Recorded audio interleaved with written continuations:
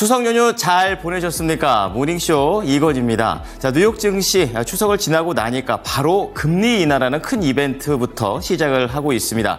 간밤에 파월 의장이 금리 인하를 25가 아니라 50bp, 그야말로 빅컷을 단행을 했습니다. 시장에서는 이것과 관련해서 왈가왈부 해석들이 좀 많았었는데요. 결국에 3대 지수는 약간의 하락을 보이면서 거래를 마쳤습니다.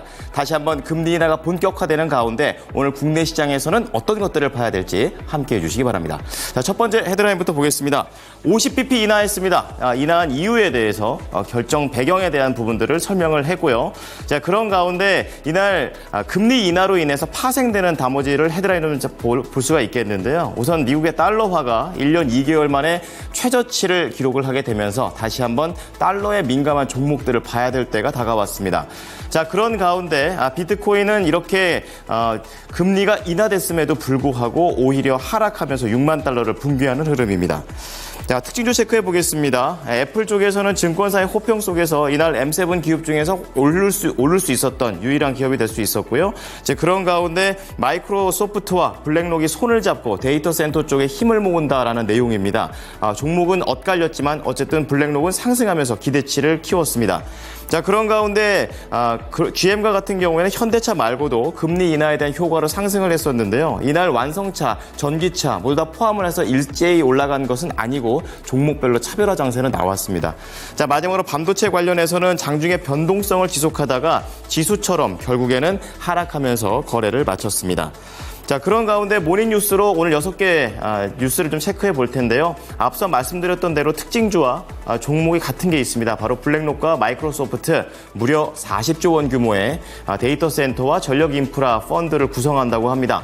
관련주들을 함께 보셔야 되겠고요.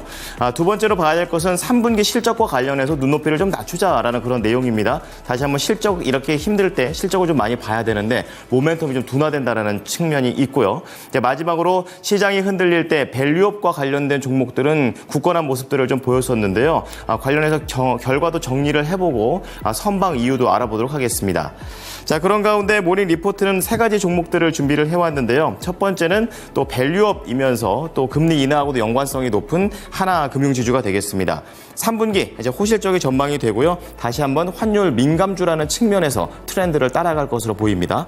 자, 그런 가운데 셀트리온 제약이 되겠습니다. 글로벌 CMO에 대한 가시화와 그리고 시총과의 갭을 좀 줄여야 된다라는 그런 과제가 있기는 하지만 최근에 계열사 쪽에서 상품 매출이 긍정적으로 나왔다라는 점이 앞으로에 대한 먹거리가 될 것으로 보입니다.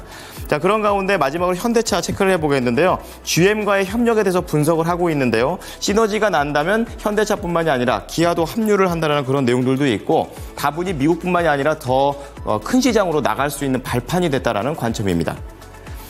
자, 뉴욕 주식 3대 진수 체크를 해보겠습니다. 장중에 변동성을 계속 보이면서 금리를 인하하겠다라고 말하는 그 순간에는 상승을 하는 모습이었습니다. 하지만 결국에 경기에 대한 우려 그리고 파월 의장이 금리를 계속해서 빠르게 내린다는 얘기가 안 나오게 되면서 실망 매물이 나왔고 결국에 다우지수 0.2, 나스닥 S&P 500 지수 모두 다 0.2에서 0.3% 약보합으로서 거래를 마쳤습니다. 시장에서는 좀 건강한 조정이었다라고 얘기를 하고 있고 금리 인하 전 우리가 추석 기간 동안 계속해서 올라간 그런 부분이 있기 때문에 여기에 대한 소화 매물이다라고 시장에서는 평가를 내렸습니다. 그럼 첫 번째 헤드라인으로 파월 의장이 금리를 50bp 내린 이유에 대해서 좀 보도록 하겠습니다. 빅컷을 전격적으로 단행한 배경에 대해서 지난 7월 회의 이후에 추가된 여러 경제 지표를 고려한 결정이다라고 얘기를 했고요. 이날 시장에서 걱정을 할 만한 게 경기에 대한 부담 때문에 이런 것 아니냐라고 얘기를 하고 있었는데 그것과 관련해서는 확실하게 아니다라고 선을 그었습니다. 그런 가운데 금리 인하 속도와 관련된 질의가 나왔었는데요. 이 경기 전망 요약에는 FOMC가 서두르고 있다는 내용이 없고 계속 지표를 보면서 대응할 것이다라는 기존의 내용들을 그대로 유지를 했습니다. 자, 그런 가운데 이날 연준 위원들이 공개한 경제 전망에서 올해 연말 기준금리 목표치를 4.4% 그리고 내년도 연준 기준금리 목표치를 3.4%로 제시를 했습니다. 자, 이렇게 금리가 크게 내려가게 되면서 달러와도 출렁대는 모습을 보여줬었는데요. 미국의 달러 가치가 현지 시간으로 18일 1년 2개월 만에 최저 수준으로 떨어졌습니다. 연준이 이날 0.5%포인트 B컷을 단행한 여파가 되겠고요. CNBC에 따르면 이 달러 가치가 0.46% 내려가면서 100.45%를 기록했다라고 밝혔습니다. 이렇게 전반적으로 달러가 약세를 보여주는 가운데 영국과 엔화, 일본의 엔화는 좀 다른 모습을 보였었는데요.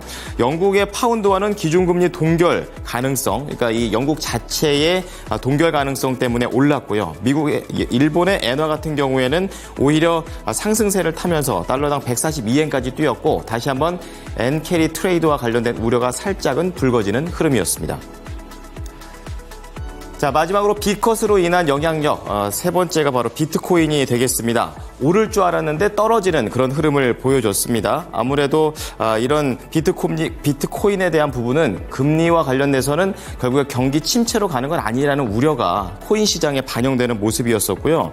아무래도 그 금리 인하가 있기 전까지 비트코인은 계속해서 올라가면서 6만 1,000달러까지 돌파했었던 부분이 있었습니다. 그렇기 때문에 시장에서는 재료 소멸이라는 얘기들도 있었다는 게 또 하나의 분석이 되겠습니다.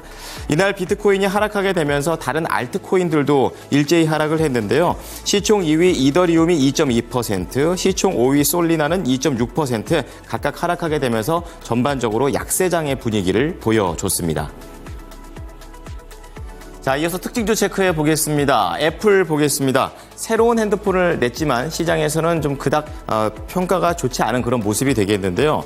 하지만 이 모건 스탠리 쪽에서 전망을 비교적 긍정적으로 내놨습니다. 아이폰 판매 둔화에 대해서는 있을 수 있는 일이지만 오히려 이것 때문에 애플이 하락했을 때 사야 된다라는 그런 관점을 얘기하게 되면서 이날 애플은 윗꼬리는 달았지만 1.8% 상승하면서 220달러에 안착하며 거래를 마쳤습니다.